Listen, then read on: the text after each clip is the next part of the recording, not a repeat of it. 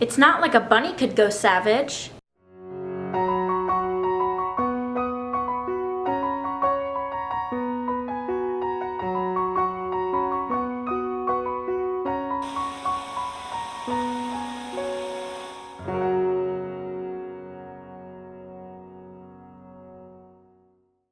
Hello everybody, my name is Kimmi and welcome back to my new episode of Magic Mirror.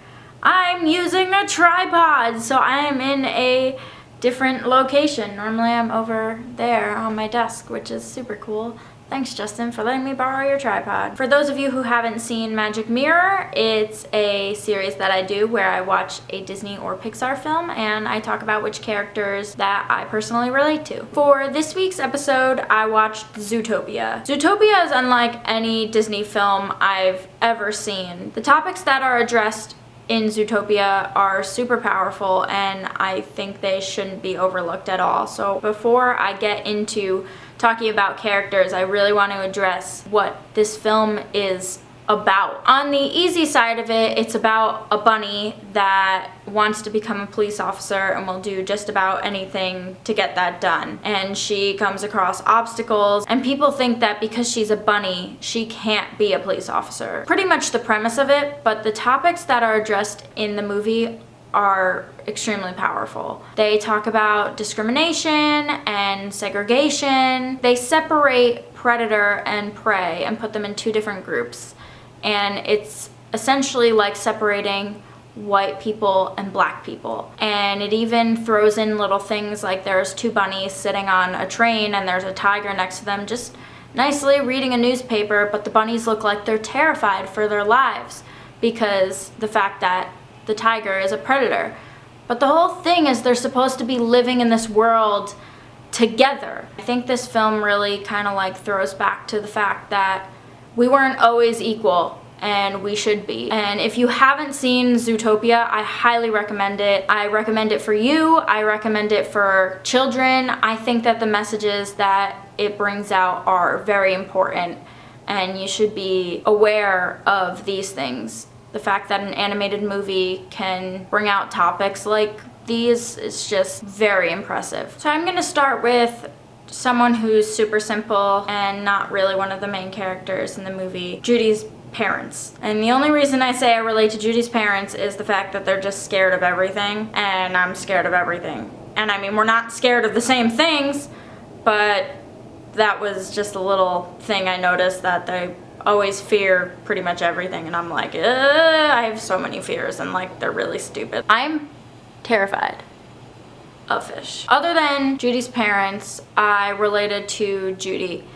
One of the simpler reasons why is because she's told she's cute all the time, and sometimes that can be like, oh, I'm cute but I can't get done kind of thing, but like, she's determined and I'm a determined person. If I want to get something done, I will get something done, and that is her attitude throughout the whole movie. One other thing that I like really related to was when she gets her new apartment and she meets her neighbors, and her neighbors tell her like, we're loud and we won't apologize for it. I've never related to something more as far as like college in my life, because I live in a dorm and you can hear my neighbors over there, you can hear my neighbors over there, and you can hear my neighbors up there. It's awful because the girls over there always laugh and I don't understand what is so funny. We've like actually popped balloons up against the wall to scare them before. It was pretty funny.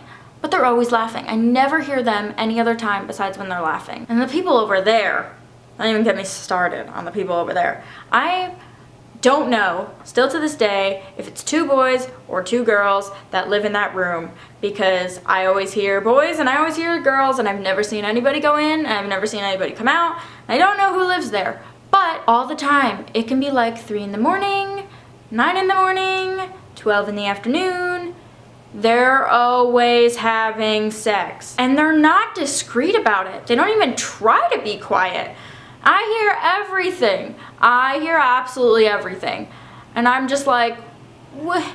That's so embarrassing. Me and my roommate Allie have actually like banged on the wall and told them to be quiet while they were in the middle of having sex. And if we can hear them having sex, they sure as can hear us banging on the wall. That is embarrassing. Quiet down. And then don't get me started on the people above us, because all they do is yell. Yell, yell, yell, yell, yell. Normally, it's at night. Like right now, it's quiet. But I guarantee you, 8, 9 o'clock's gonna roll around, and they're gonna start yelling. And anytime they drop something, I can hear the fact that they dropped something. I can hear every single one of my neighbors. College kids just don't care. And it's the same thing with her neighbors that were like, oh, we won't apologize for it. They don't care. They won't apologize. It's really great. Another thing is the DMV scene with Flash the sloth. I'm a super impatient person. I want to get stuff done, and especially at the DMV. The DMV has to be one of the slowest places ever to go, which is really funny because, you know, in the movie they put sloth. But I'm somebody who likes to get my stuff done, and if you're going really slow, I will get super impatient. So Judy, when she's like trying to tell Flash the license plate number, and he's like typing it like 1 by 1, and she keeps repeating it and repeating it, that would be me. Because if you're going that slow, I have no patience. I would like type it myself because it would be faster. And then the last thing that I related to with Judy was at the end of the movie when things kind of start going wrong between her and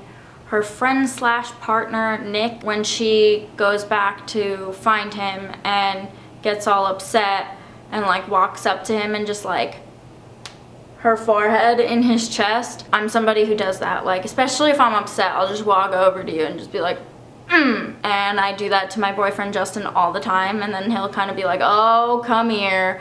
I felt like that exact scene was me and my boyfriend because I do that all the time. The only part that kind of sucks, sometimes I hit my head on Justin's dog tag or his really hard collarbone, because he has an incredibly hard collarbone. Oh well, I don't care, it's still really cute and I like burying my head in his chest. And the last character that I also related to was Nick Wilde. Nick has some sort of a past that puts restrictions on him living his life the way that he should and he wants to. He thinks that because of what happened in his life, that's just the way things are always gonna be, and why try and fight it? And for those of you who know me, I have a really past. Sometimes it's really hard to keep on keeping on. It really screws with me and gets in my head. But towards the end of the movie, as you know, he's helping out Judy, his character development is insane. It's like a total 180, and he doesn't let his past